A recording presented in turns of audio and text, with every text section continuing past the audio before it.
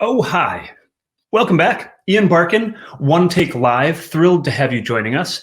For those who are new to the show, the scope that we cover is the future of work, life, and culture. We speak to experts, visionaries, entrepreneurs, academics on their particular field of expertise. Today is no different. We are in December. Hard to believe we're already in December. I hope everyone out there who's watching and listening is staying safe, staying healthy, staying sane, and is gearing up for hopefully a safe, healthy, sane holiday season. Before we get started, also probably my last chance to remind you of the Psychs Quarterly episode 3 or issue 3, because we'll have a 4th one coming out soon. Numbers being what they are. But in issue 3, we cover what we describe as the better normal. Not new normal, because new is just new, but better. Better is better. And so please check that out. We'll have links in the show notes and things, because it is the expertise and insight of so many professionals and visionaries around the world contributing to Psychs Quarterly.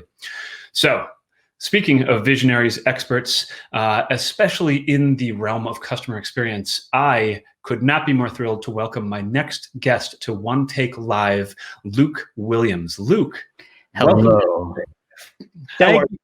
I'm very good. Thank you for having me, and I'm also very excited to be here. Great. Good to have you here.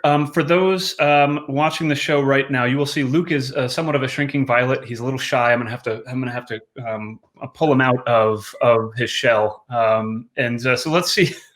and by that, I'm totally kidding. Luke, let's start by getting to know you a little bit better. You just wrote a blog, which I read, in which you described yourself as a marginally known analytics-driven strategy guy who has some disruptor views and some data to back it up. So for our listeners, how might they become marginally known analytics-driven strategy folks? And who are you? I mean, the easiest way to become known for anything, most of the time, is just like pick white space and go. Just go. Like if there's a gap in the market for Marxists, go there, right? And you're going to get some airtime out of it. Don't know how long that's going to go for you, but my experience was just, I didn't have a choice, right? Yeah. Like my undergraduate degree was in sociology. So I had no choice but to go to graduate school. So I kind of picked my career path early on. Well, so we'll explore this, but it tends to, I've found, especially in a lot of great discussions I've had recently, sociology, psychology, just organizational behavior tends to set one up quite well to, as you said, both go to graduate school because you need to, but then become intensely valuable to enterprises, especially today, because there is a really strong demand for people who are just attuned to the basic elements of customer experience or organizational design. So I guess I'll start with sort of so you started us off with a sociology degree, but why did you get a sociology degree? What did you want to do when you grew up? So I usually don't talk about this. So everybody who's watching, just keep it to yourself. This is on the down low.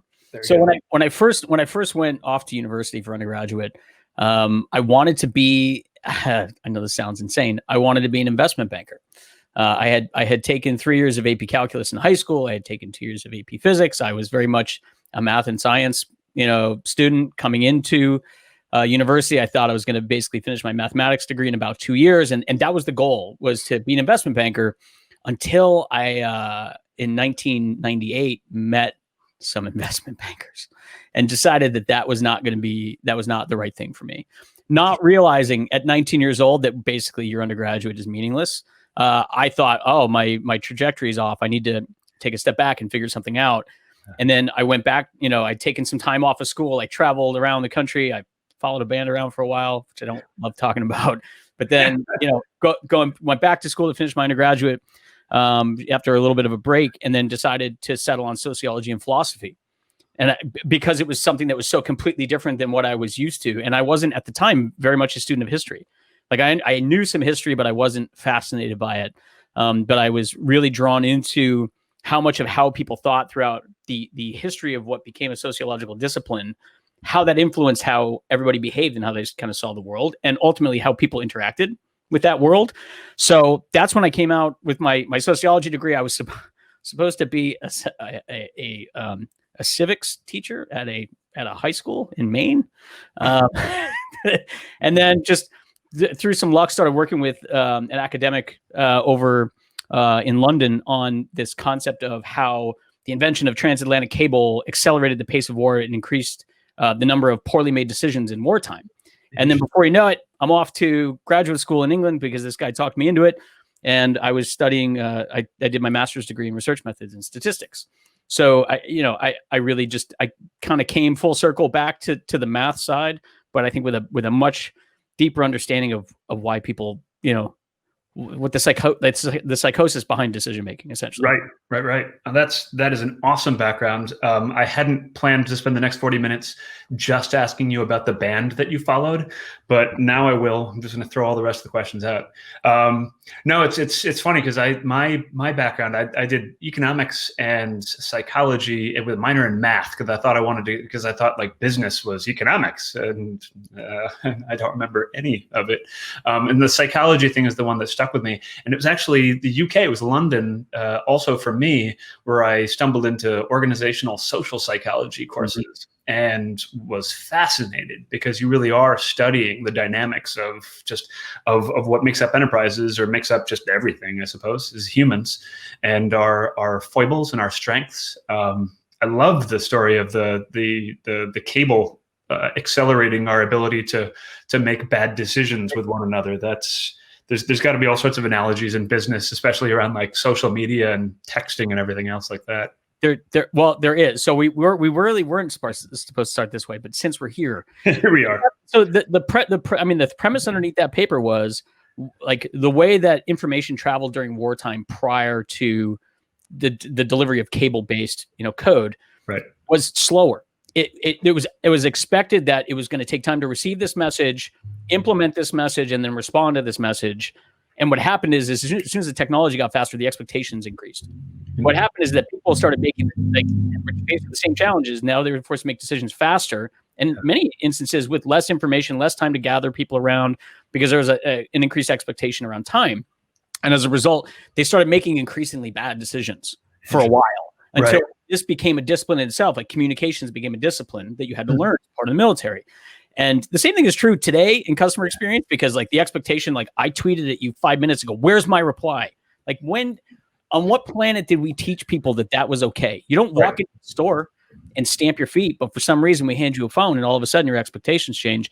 So it doesn't really matter where your expectations come from or that they're horrifically irrational in throughout the history of the world. It only matters that you have them.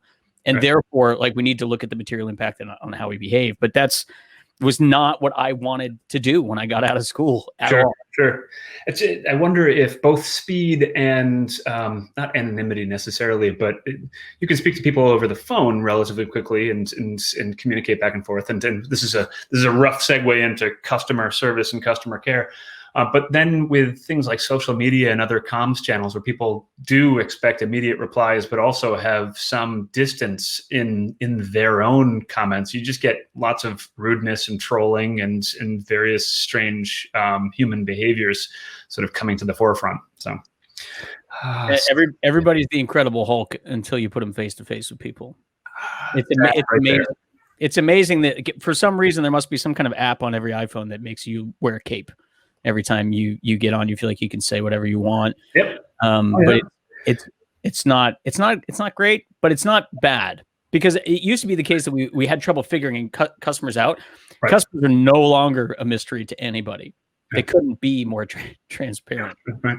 Well, okay, so let's pivot there now. So you much of the body of your work now is very much focused on customers, empowered by data. So there's a lot of analytics and tools that you use. You're right now at Qualtrics. You are the senior VP and distinguished principal of the XM Institute at Qualtrics. I can only imagine XM stands for X-Men. So you actually oversee young high school students with superpowers. Is that a fair assumption? That's trademarking that. Yep. Yeah. Okay. It's actually a good way to describe our team. To be fair, so the XM Institute is new. It came to us by way of swallowing a group whole that was very well known in the CX space called the Temkin Group, headed by Bruce Temkin, who, if you are in customer experience, and you have not been living under a rock or a 30-story building of some kind, you know exactly who that is and who the team is. And each member of the team actually, in a funny way, kind of has their own superpower, and they all have different superpowers, and we actually kind of work really well together. So there's a gentleman named Dr. Ben Granger who's got a skill set in IO psychology that I can't grasp, but I know that I've got Ben. I've got team members and Amy Lucas and others, and Maura Dorsey and Karen Temkin, all these people who have their own unique backgrounds and skill sets. Are very successful people. When you put us together, we have fascinating conversations and we learn a lot from each other. But the role of the XM Institute is primarily around like how do we figure out how to get, like, we know that XM in companies, experience management in companies works. Yeah. How do we scale that? How do we go from one-to-one engagements to a one-to-many model that allows everybody to compete on this stuff? In part because we think it'll do better for our clients, but also because I think they've never admitted to it. But I think each one of us has a deep-seated desire to somehow save the world in some small way, of like some small thing that we want to make better. And I, for one, am absolutely in that camp. I was never, I was always the one of like, I want to do well for customers and I want to do well for firms alike, but there's a way for us to do things that doesn't cost us a dime more, but is materially better. Right. And I think those are the types of upgrades that are really valuable and that customers want and firms should want to cater to. Right. Well, that's tremendous. I was sort of being flippant with the X-Men thing, but you ran with that analogy, and it sounds like you are surrounded by superheroes. Speaking of superheroes, watch this transition. I do want to take a break and welcome those who've shared their names and locations with us on the live stream. So if you are listening to us, please let us know that you're here. And that includes the likes of Eric Maloney. Thank you for being on. Shay from Boston. Hello. Maria from Florida. Mary. Hello, Anish from India. Hello, Anish. Thank you for joining us. AJ from Indianapolis. Hans Decker from Berlin. Hans, welcome. Jack Blankenship from Payson, Arizona. Hello, Jack. And Matt Sullivan from Boston. So thanks, everybody. And please let us know if you have questions for Luke or for me, but only for Luke, and put them in the comments. Okay, so I'm gonna start with something that as you'd said is the culmination of research that you've done for a long time and is in and of itself a little bit old, but it's a great place to jump off. You contributed with a team to writing a book, and I bought the book and have it in my hand to prove that I did so. So let's start there. The wallet allocation rule. And you begin the book by basically saying some of the inspiration behind the research you did was effectively measures that were used to gauge customers' perception just weren't doing it for you. That they seemed to be weakly correlated between what was the scores and ultimately the actual customer experience. So start us there. What went into the research and the development of the wallet allocation rule? Yeah, first thing that you noted is that it was with the team. I always work in teams, no matter where I go. I think research teams they vastly overpower any single individual effort. That's a relic of, that's really just a relic of the academic field of like single author publishing. To show that you can do it, it's like no one cares. Like if we're trying to focus on value, go. If you want to go fast, go alone. You want to go far, go with teams. Yeah. That particular team is a team of really well-known academics in the marketing sciences and service sciences space. And we had been writing together for quite a while. I was actually working for the lead author, Tim Cunningham, who's a very close friend of mine. He was the global chief strategy officer at Ipsos, which is the world's largest survey-based research firm. He's now a professor at St. John's. We're very much focused on customer experience, but we are faithful to the science that goes under it. So when we see things that don't make sense, our reaction isn't to throw it away, and our reaction isn't to yell at it until it shirks in the corner. Our job is to figure out, why isn't that working the way that we're expecting? Because there's something to learn that's material about like figuring out that particular Rubik's Cube. Yeah. So the claim that, these types of metrics, NPS, CSAT, all these types of like absolute metrics not correlating to the financial outcomes that businesses care about. So like in this particular case, we focused on share of wallet. That's not up for scientific debate. That's just math. That's just go try it, see what it comes out with. Now, right. The problem is that we had a problem with that. I was like, that doesn't make any sense. Like, it's not intuitive to us that people being happy doesn't have anything to do with the money that they spend. Like, how is that the case? Mm-hmm. And so this investigation, which took us about 2 years, we worked with professors at Fordham University, at Vanderbilt, Northwestern, and Harvard, all these schools, and having them vet our research. And basically what we came back with was a scientific discovery that was a mathematical, it's actually a long Greek mathematical formula. It's an extension of Zipf distributions. But the skinny of this is there's two things that influence share of wallet.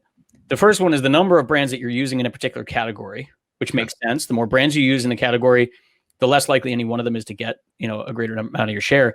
And the second one is, it's not that satisfaction or recommendation is not important. It's your recommendation of one brand versus others. How do they compare? Essentially, how do we translate that rating into a relative ranking for every individual? Sure. Because the performance metric we actually care about isn't whether you, Ian, rate me a 9 on this particular podcast, because that 9 does me no good if everyone else who was on your show gets a 10, right? And the problem is that people's expectations continue to rise. Right. They don't do businesses anymore really with people who are going to earn a 6 or a 7 unless they sell really niche products.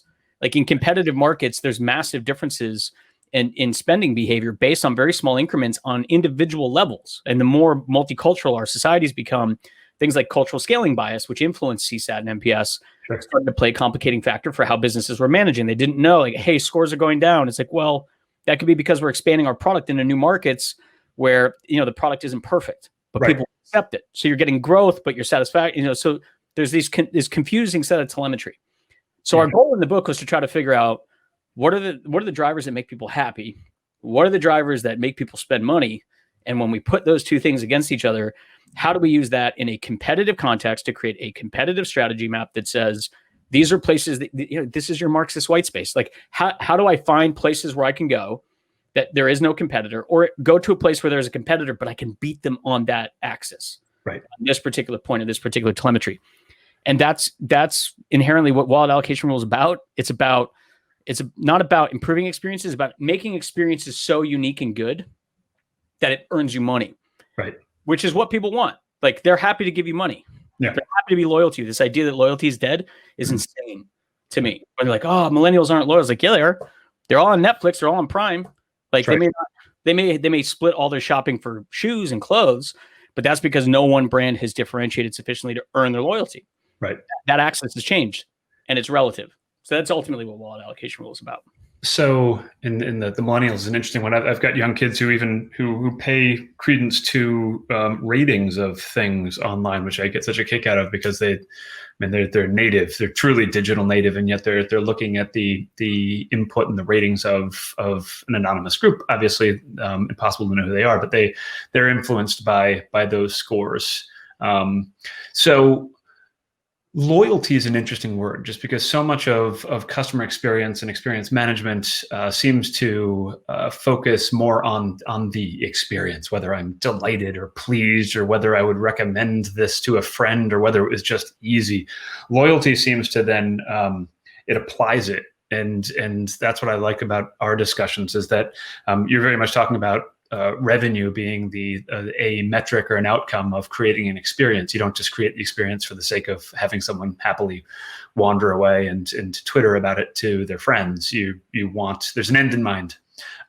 So is there a difference to the concept of customer experience and customer loyalty?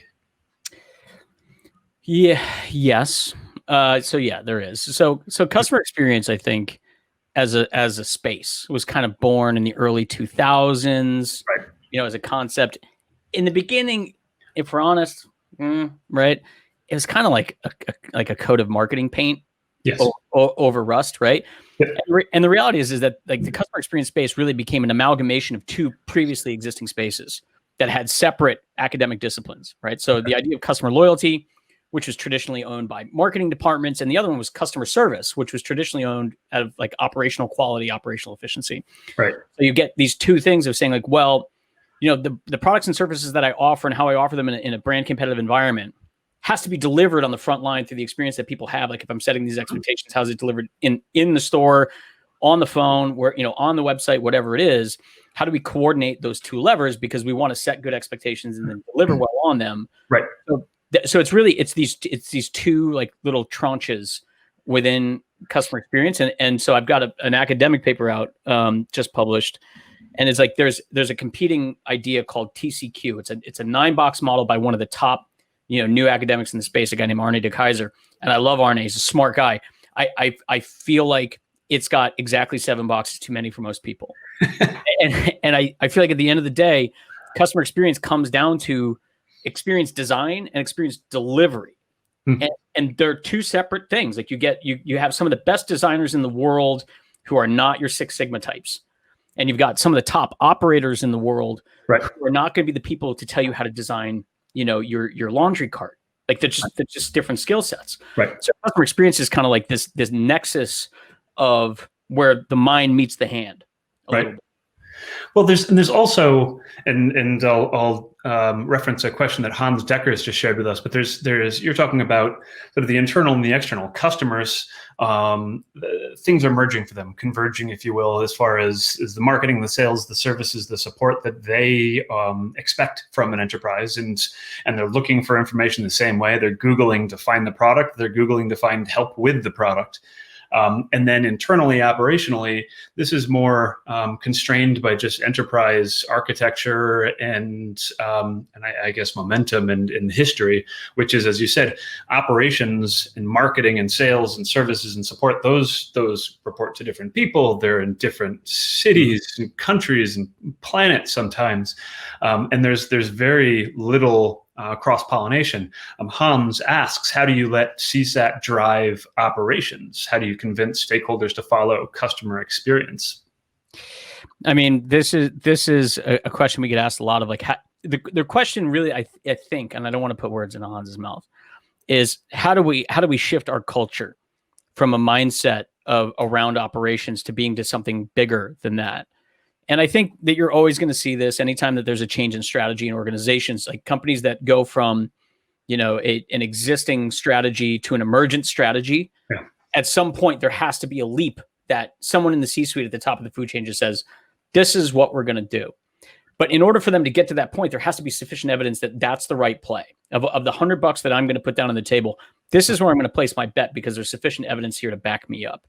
And that's really the bigger challenge. And the reason that I think we've stalled in the CSAT side is because the early days of customer experience optimization was all about taking really painful experiences that should not have been painful and making them better. Mm-hmm. That's great. Except the problem is that 0 people on the planet are going to pay you more money because you got the billing right. Right. Or because, like, when my credit card was declined and I called you, you fixed it really quickly. Mm-hmm. So the challenge that we've got is, like, how do we amalgamate a suite of metrics that starts to expand the purview of customer experience? So I've actually got an article coming out next week on these three, like, there's 3 classes of metrics, right? Okay. No matter what you're dealing with, there's only 3 classes of metrics. There's vanity metrics, there's performance metrics, and there's forensic metrics. The problem is that a lot of, customer experience in particular has been living in kind of this realm of vanity metrics because the question was, is how well could we deliver from on a quality axis? Like, when we're getting calls, how well are we doing that? The challenge is that every one of those calls is costing money, and very few of them can cost money and generate additional revenue, like customer lifetime value expansion, preservation, prospect lifetime value, something in dollars and cents. So for me, when it's like, how do we get, experience management generally or customer experience specifically proliferated into an organization, it's, I need to go find out from the stakeholders what their issues are, and then I need to wrap my expertise around their needs. Because at the end of the day, if we're honest, customer experience can lead, but it has to lead through consensus. Like, the person who jumps out front and says, we're going to do this for customers now. And then you've got the ops person who's got 25 years of experience, or the sales leader who's got 25 years of experience that says, I've been doing this a while. We're successful at the way we're doing it. And you haven't shown that your way is a better way. Mm-hmm. That is usually an indication of two things. We either believe that the thing that you're talking about doesn't work the way you say it does, or 2, we don't trust you to get it done. And part of that is making customers satisfied. It makes sense, except that when you deal in account management, you have unhappy customers all the time who renew contracts. Right. Well, how do we level set those 2 concepts of, like, well, you say this, and there is a way to spend money endlessly and make people happy endlessly and lose money in the end without gaining a single dollar. Right. And I'm not down for that. My thing, when people say like, oh, like a lot of customer experience professionals, like, you got to do what's right for people. Like, no, you need to do what's right for companies, because you can make lots of people happy, but if the company goes out of business as a result of being profligate or not aiming at the right things, 10,000 people out of work. Right. If you live in the United States, that's 10,000 people who don't have like health insurance. That's a real world outcome I care about. Not every customer is right for your business. Right. Once we've eliminated that small tranche, how do we make great experiences? How do we design great products? How do we deliver it well? How do we take care of employees? It's not, the question isn't like, how do we get people to follow along? My question is like, what did they have to say that is counter to what I'm saying? Right. Very few people are gonna be like, nah, I don't really care about customers. Like, if somebody says that, just be like, thump out the door. Okay, so like, how do we get people to follow? It's like, how do we get them to believe and pay for it? Well, and is there a heavy influence because there's sort of I don't know if it's democratization. There's a blurring of lines between industries and service types now. And just everyone is aspiring to have an Amazon sort of service where they know what they ordered, where it is, when it's outside their front door. And so there's a lot of discussion about applying that to whatever service you're offering, banking or healthcare, et cetera. But it sounds like in your philosophy, don't run yourself bankrupt and ragged by trying to meet a bar that isn't necessarily relevant to your particular customers or your particular product or service. Is that fair? It's the key in there that you said is the appropriate bar, right? So one of the challenges we have in customer experience is that because we spent so long focusing on journeys that were broken, that were designed as broken and should never have been broken. Yeah. A lot of our focus has been like, how do we make that more frictionless? How do we make it less broken? It's like, okay, well, that's only going to get you so far. Like, it's at some point we have to think about the product that we're designing. Yeah. So if we're thinking only in a service capacity rather than a competitive strategy capacity, we're missing something.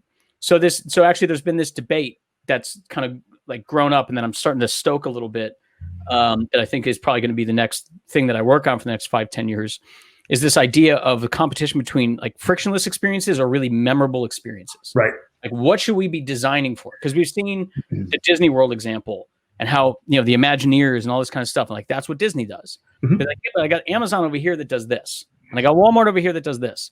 Like, what should we be aiming our business at? So we've gotten into some research on that. Same research team that I wrote the New York Times bestseller with. Okay. And we started digging into this. And ultimately what we're finding is a couple of things. One, there is a bar that for every single company that must be a minimum level requirement of both frictionless and memorable. Yeah. Right. Things that sub-optimize for that suboptimize revenue.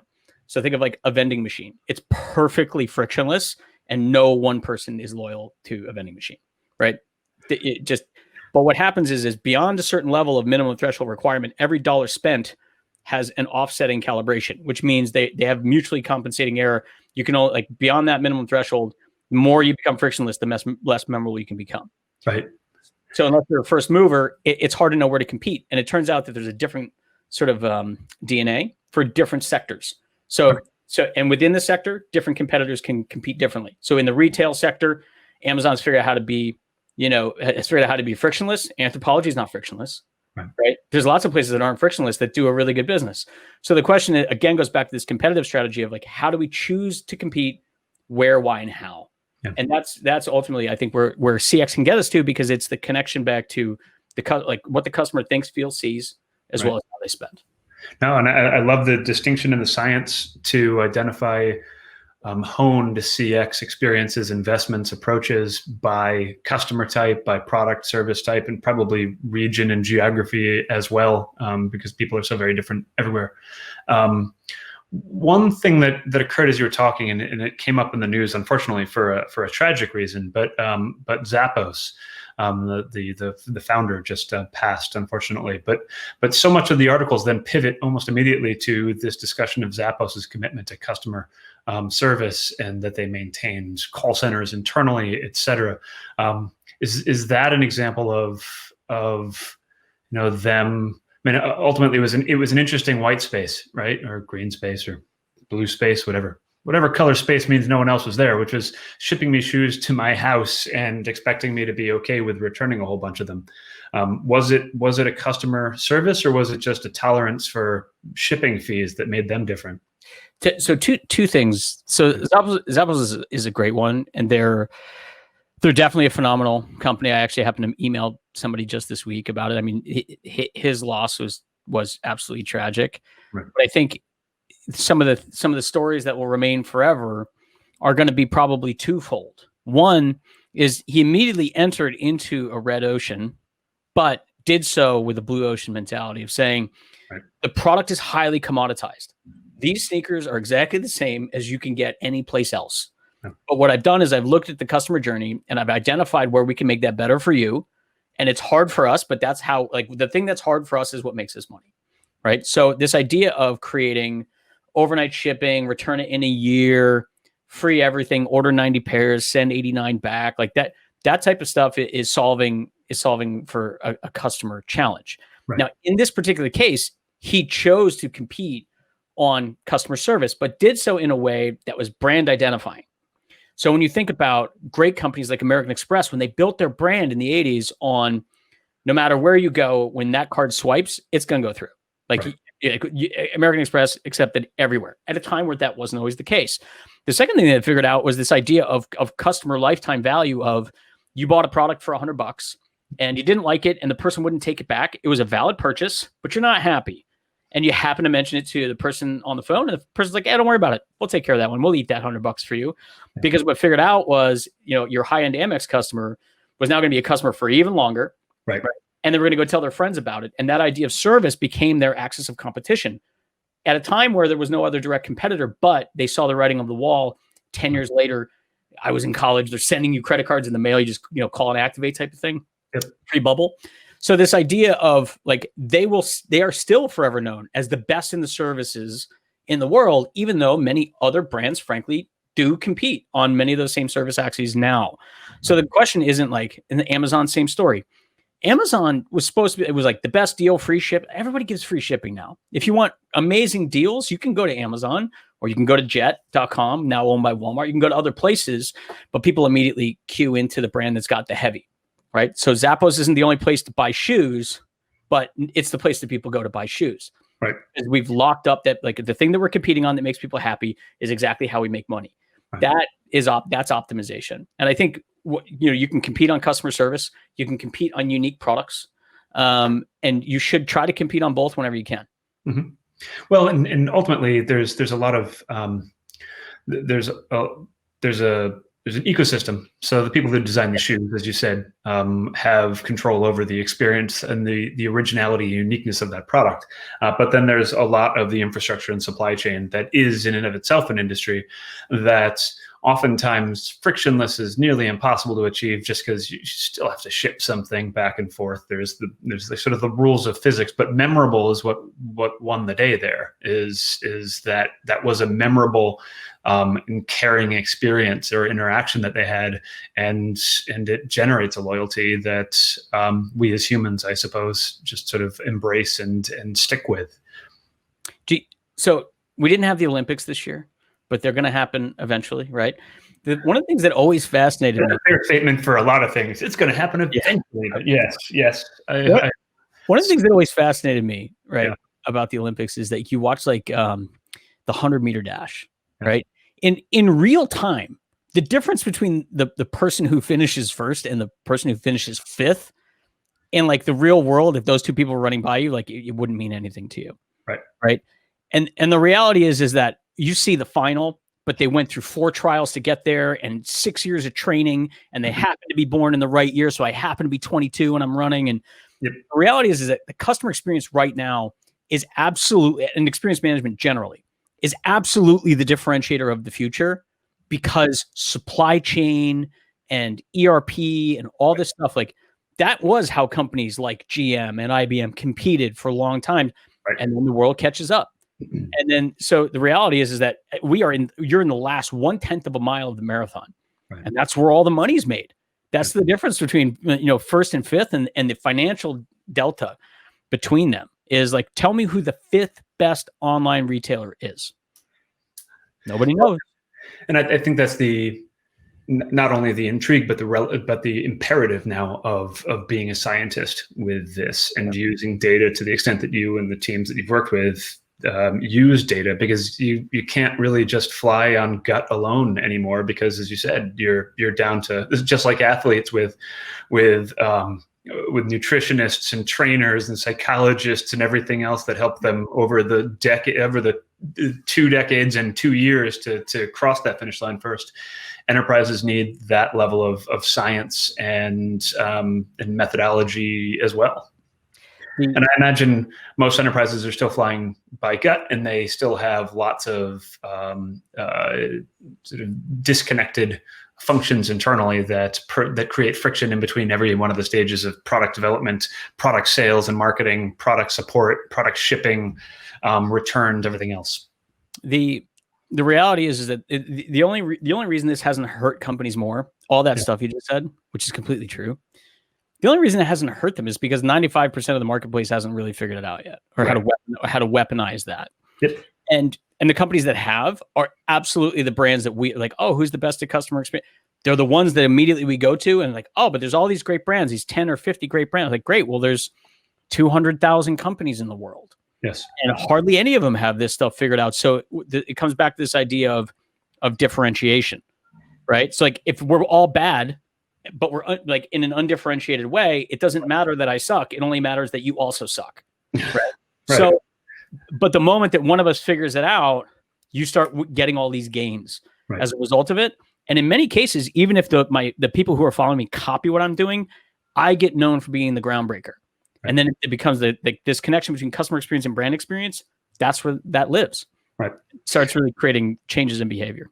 Is there a sunset to loyalty? And I think in light of the pandemic and 2020 and COVID, and we are being forced to do things differently. And so our loyalties to the big box experience, the brick and mortar, was forced to change for our own safety. And so we probably won't return to some of those habits that we had before. And so this was a disruptive year for some of those upstarts and new entrants to markets that will forever transform the way we buy sneakers or food or groceries or do our health checkups or any thousands of other things that we do differently today.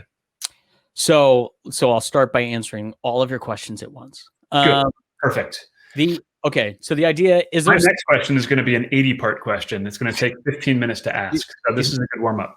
For anybody who remembers Back to School with Rodney Dangerfield, that's like your final exam consists of one question in 27 parts. So but the reality is that is there a sunset to loyalty? Absolutely not. Okay. 100% never. It will never, ever, ever be the case. So let me elaborate. So in addition to going out and buying Wallet Allocation Rule, which you all should do, so I get my 33 cents, you can go buy another book by an equally handsome group of authors called Why Loyalty Matters. And it breaks down the different sort of types of loyalty. The reality is that customer loyalty, so I have an article out like just last week on what the 4 drivers of customer churn and what to do about them. Okay. The churn that we're seeing now out of businesses is due to the 4th type, which is exceedingly rare, called structural barriers. Right? Most of the time people leave because they have bad experiences or because there's a better offering in the marketplace or they just don't need this type of product anymore. But when synthetic barriers like, hey, I'm really worried about money and I'm just going to stop spending and I'm going to go for the cheapest thing. I didn't used to do that, but now I do. That's temporary. Now, when people come out the other side of this, they will be changed as a result of the experience. So what I say is that people are still going to have the capacity for loyalty, but the telemetry on which they evaluate what they are loyal to may change. Okay. So when I think about, from an insight standpoint, you need to have performance management, you need to have customer understanding, you need to have analytics, right? You need to have a strategy team. And in all this is saying, you may have pristinely understood your customer base up until this moment. And in this moment, our goal is to survive as best we can, serve them as best we can. There's got to be a marketing-based re-engagement strategy for customers that went a little bit dark and trying to figure out, you need to understand who your customer is now. Because a lot of I didn't, thank God I didn't lose my job or my healthcare, but people in my family did. Mm-hmm. So now the way that I spend is now influenced based on their needs, have now entered into my need ecosystem.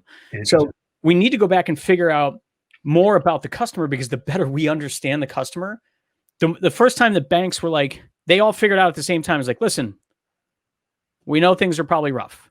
Like the first bank, if they had come up and said like, listen, we know you're with XYZ bank. If you come with us, we'll consolidate all your credit card debt and your mortgage debt into one thing. We'll give you, 3 months, no payment. We'll give you the best rate on the market, and we'll take care of the transfer for you. Turns out most people don't actually care where their money sits, right? Yeah. When the product is highly fungible, yep. The service becomes the point of differentiation, which is what I don't understand when like CEOs are like, if there's ever a CEO who like doesn't pay homage to what their customer care team does, yeah. and their product is highly fungible or it's commoditized, my question to them is like, what do you think you're selling here? Yeah. Anybody can get a credit card anywhere. So what do you think? What do you think it actually is your product? Like your customer care team is the product. Right. I have a problem. It swiped. It didn't work. The person picking up the phone is the product. They're the problem solver right. for the customer need. So it's the same idea of like, we need to know what they're going to be loyal to, because the drivers of loyalty may have shifted, but people still remain habitual, right? People still, frankly, people are lazy. Like people don't run around trying 90 different brands every day. They find a brand that solves their needs, that they find some things they can attach to emotionally, and it's sufficiently convenient and problem solved. Right. It's not till something about their capacity that changes until we change our behavior, and all of that can be highly anticipated. Like people will tell you basically everything about them for $20 now. Like there's an alarming amount of information that we have for customers. The issue isn't that we don't have enough data. It's that we haven't contextualized all that operational data that we have on them to understand why any of that stuff happens. Right. So that's, to me, when I say like, let's go figure out what's making them what's making them loyal. It's the why behind the buy. And to me, that will forever be something worth investing in.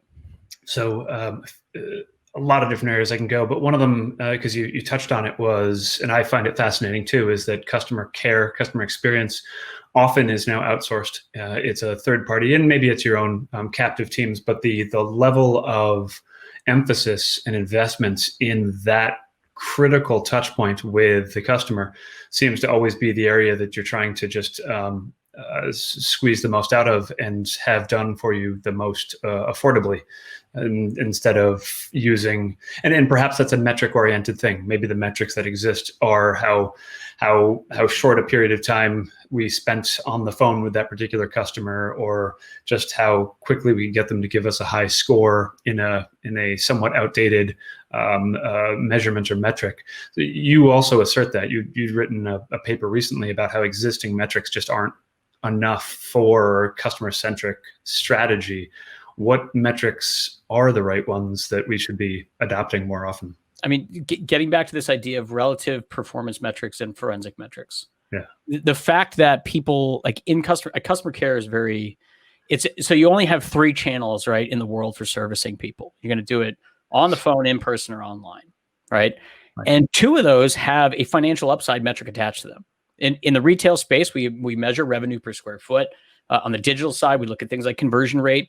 For some reason, in customer care, we don't calculate the value that team brings. We don't calculate preservation of lifetime value. We don't understand prospect lifetime value well enough. We don't understand, like, in a moment where we know when people are experiencing pain, like we know from a scientific standpoint, something called the service recovery paradox, is that if customers are having a challenge, a significant challenge, and you can solve it for them efficiently well, they can end up being more loyal in the end, and part of that includes positive word of mouth. Right. Now, you can screw that up and earn negative word of mouth. And negative word of mouth is like 11 times more powerful than positive word of mouth. We're much more likely to believe negative comments. We're much more likely, like when you have a negative experience and you write about it on the website, there's like 800 words. When it's like, hey, Luke, how did that experience go? I was like, it was great. Yeah. Like, you care to elaborate? No, not really. But I remember every detail about negative experiences. Yeah, so, it just stews. Then you dedicate an amount of time to capturing it in words for some reason. You're right. Different than a delightful experience where you don't dedicate the same amount of time to documenting it. But sorry. But what it's doing is feeding other people's residual memory. Right. Like humans as animals don't react to individual instances often. They tend to like reflect. They have gut instincts. Those gut instincts are informed by memory. We remember pictures and feelings much better than we remember words or timestamps. And really what we're doing is like, I've never had an experience with, this particular brand, but my mother was upset and crying about it and about how bad the experience was. I hate that brand, everything about them and anybody who works there. Right.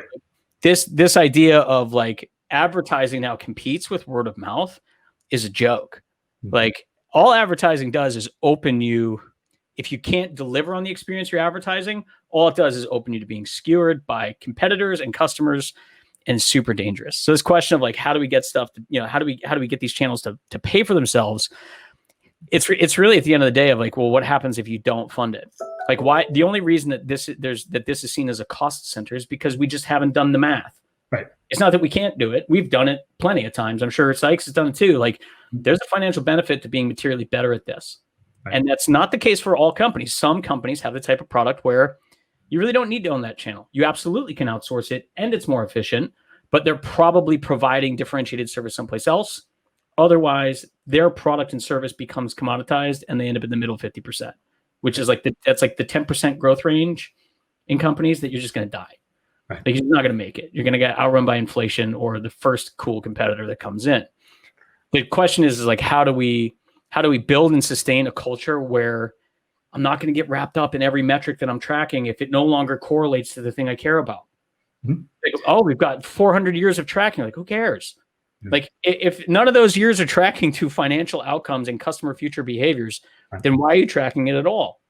Like, well, so you had mentioned earlier on that in many cases it requires somewhat of an executive level or top-down mandate that says we're going to do this different now, and the operational veterans might say that isn't the way we've done it, but only with that sort of sponsorship and championing at a higher level will something new be experimented with and tried. How do you educate those decision makers? How do you educate the executive teams and the C-suites, the boards to know about the options and the experiments that they could be taking, and then encourage them to take those experiments?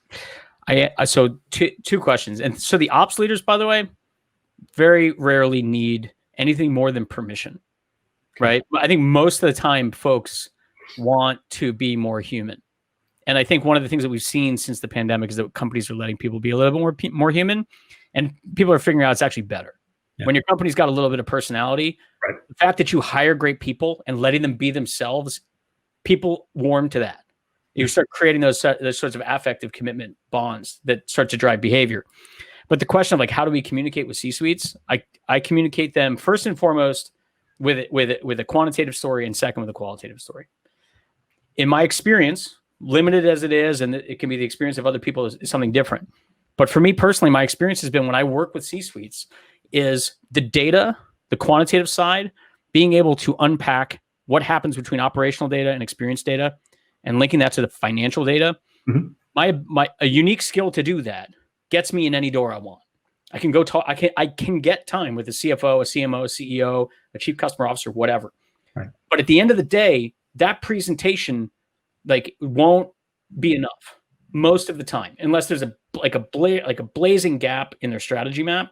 Usually that's not sufficient. It's not compelling enough. So it's the story that you tell that goes on top of that. So I'll give you an example. When you talk to, so this story comes from my past in working with an insurance company and saying like, listen, we're looking at all this journey-based data and saying we prioritize the top 3 journeys that are horrifically broken. And that we really need to spend a little bit of money on fixing them. And we need to do this really, really fast. And one of those ones was there was billing challenges where people were putting in claims and they're being automatically rejected. And they knew that there was like a glitch in the process map or maybe some intentionality. And they said like, listen, we know that when that happens, people come back and they refile, it goes to a human path. And then all of a sudden, like the problem is going to get solved. Like, great. Let me show you a video of a single mother with 2 kids as she's opening the mail. Yep. And receives her claim has been rejected. And she starts breaking down in tears because she doesn't understand this process, but she thinks now she owes the hospital thousands and thousands of dollars. And she immediately goes to the idea that, well, I have to pay this bill now. It's like, because I've got this letter now, I've got to go pay the bill and I'm not going to be able to afford my mortgage. Yeah. Like, what am I going to tell my kids? We're going to lose our house. Like, and all of a sudden you're sitting in a meeting with a C-suite and goes, you can choose to ignore that if you want to. Mm-hmm. But A, you're a bad person. And B, this is a process that's absolutely broken, that if you fix it, financially pays for itself 1,000 times over. Right. There are certain insurance companies out there that literally they don't officially brand this way, but in the market they're known as, whenever there's a claim, they pay it. They sent an adjuster to my house the same day. The person didn't haggle with me over pricing, stroked the check on the spot and said, if it comes out to be more than that, call me back. I'll come back and write you another check. Right. That means I don't care that you are charging me 10% more than market value for my insurance. Right. Right.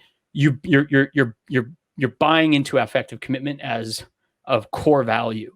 Right. So that's I think when I get into that room, I have to be able to tell that story. If you don't have the quant, you can't just walk in and tell stories. People glom onto that, but you have to kill their expectations with data, because they got their own stories as to why they behave the way they do. You're walking into a room with lots of successful people who've got a whole track record behind them as to how they got successful, and it didn't necessarily include your thing. So you need to figure out how to take the things that they care about and make them better.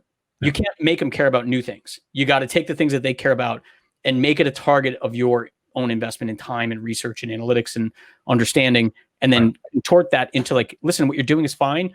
I'm offering you a slightly better way if you want to take it. It's tremendous. And the stories make it visceral and an understanding. And in a data point of one is plenty enough to really drive home the data that you've brought, but you're able to tell it in a story. It's interesting. It made me think of, and far less severe than the woman who opened up the envelope. There was a billboard recently we were driving by with my kids and my wife in the car, and the billboard was for plumbing services, and it spoke to a commitment to the plumber showing up on time every time. And they thought that was sort of funny, and it wasn't about how good they were at being plumbers. It was how punctual they were. And we started to talk to them about those things that are visceral causes of pain and the commitments that they've made to alleviate you from that pain. So you'd call that person all day long, because that's the driving force that you associate, or the pain you associate with that service offering. We could keep going on and on forever. I want to sort of bring us home a bit in a few different areas. One, I want to refer to some questions that have come in. David Reichman has asked, earlier you spoke about needing a particular amount of friction to stay memorable and avoid getting lost in the shuffle. What are some examples of good friction? So this is slightly different from what I was saying. What I'm saying is you have to be a certain amount of memorable and a certain amount of frictionless, right? Okay. Before we invest further. But it brings up this good idea, this topic of like, it goes back to the service recovery paradox, where we know like whenever there's a spike in emotion, people start to pay attention. Yeah. So there's been like this kind of recent trend of being like, oh, we don't want to be seamless. We want, and I heard it on the internet. I don't know where the hell it came from, but it makes total sense of like, we don't necessarily want to have to be seamless. We just have to create beautiful seams, right? So in the seams is what draws attention to people's understanding that something's happening, right? That there's been attention and value paid to, right.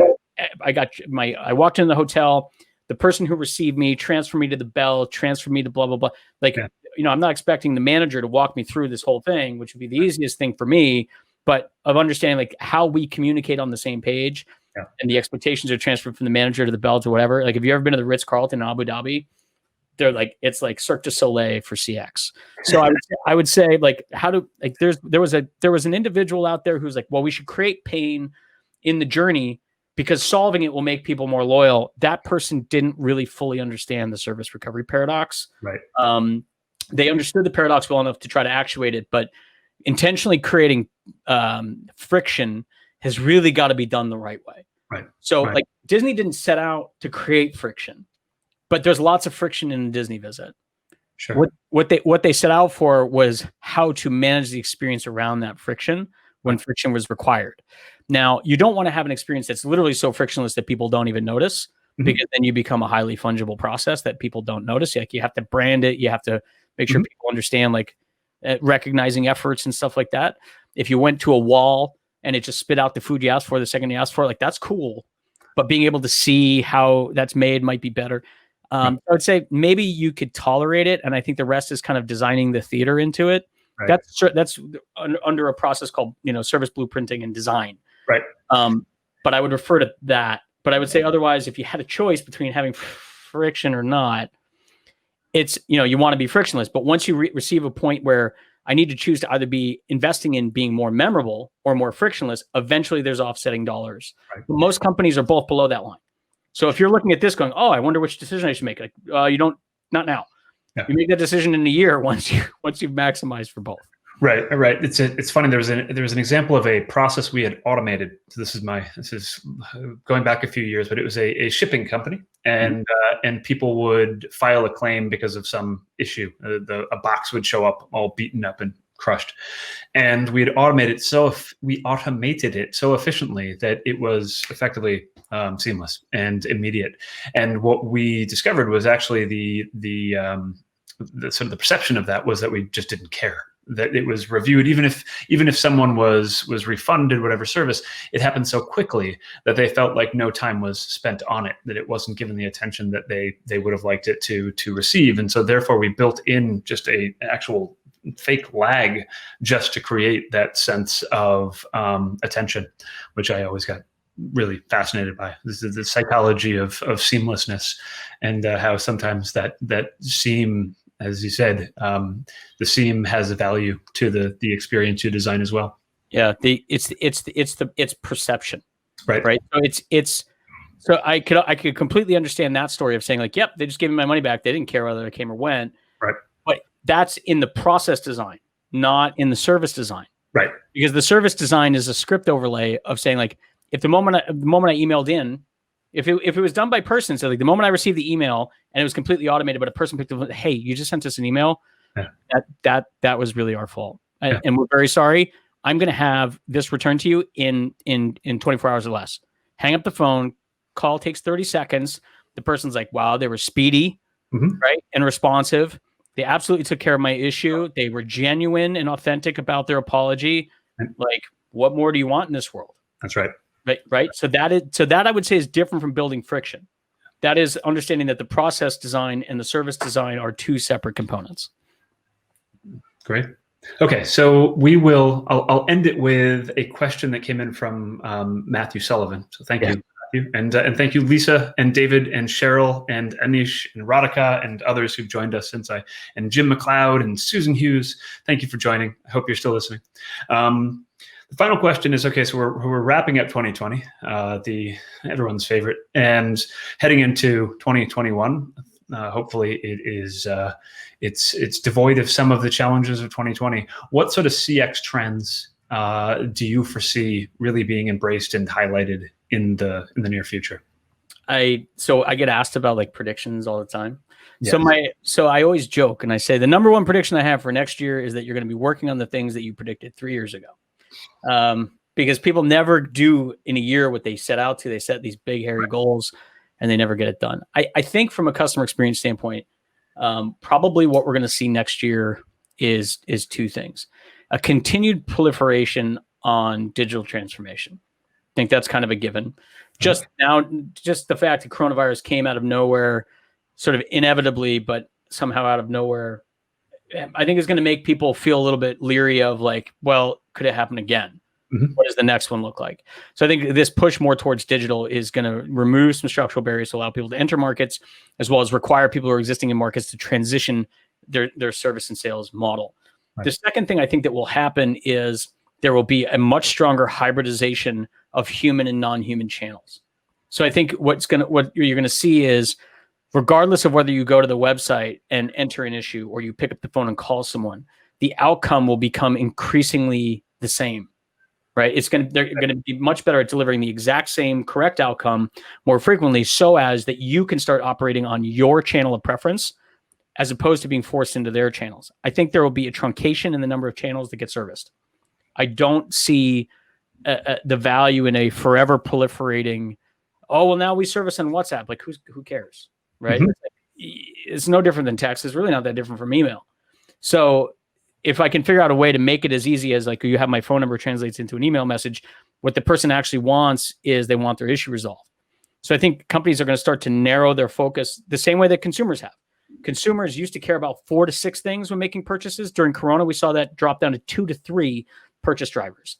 It'll expand again, but not back to 6, not for a little while. I think we're going to see companies match that with, we're going to narrow where we're going to service, but we're going to really focus on servicing those perfectly, because the Frankenstein's monster of our service model is creating friction. Right. And it doesn't serve us to have a good social team and a crap WhatsApp team and all this guys. Like, we're going to focus on like delivering high quality service that's aligned to the brand value and to make sure that we're driving people towards positive outcomes as fast as possible. I think that those are probably my two bigger trends. And I think the third, they would say, because you have to do things in three, is that people will, continue to hate airlines. Hate airlines. Yeah. It's a hard business right now. Or just like short commutes and not having to wear shoes and socks. That's why you get a standing desk. That's because they, if you're not wearing pants, they could see that if you're sitting down. That's why it's done. Fair enough. I'm just wearing comfy pants. So comfy. It's cold in Florida though, so I'm wearing long pants for the first time in forever. I didn't realize it got cold in Florida. It's 32 degrees right now in New Jersey. Let's not talk about weather. Okay, fair enough. So digital transformation, channel truncation. You've got work coming up on vanity performance and forensics, which sounds fascinating. We'll have to have you back when you are ready to talk about that. For all those listening and interested in sending Lucas 33 cents, definitely check out the wallet allocation rule. And with that, Luke, thank you so much for joining me on OneTAKE. I've got my dogs now telling me that it is time. It is time to wrap this show. So Ian, thank you for your time. Everybody on that list, I think there's one or two questions we didn't get to. Yep. Shoot it to Ian, shoot it to me. Thank you, everybody, for your time. In the year of webinars and events, this is a fun one. Thank you. High praise. Memorable? For me, yes. Perfect. There we go. Maybe not easy. Maybe not seamless or easy, but memorable. So, but mission accomplished, I suppose. James McLeod is accusing you of being a shut-in. Thank you, Jim. Okay, so there you have it. Thanks, everyone. Stay healthy, stay safe, stay sane. Happy holidays, and talk to you again very soon. Thanks so much, Luke. Bye.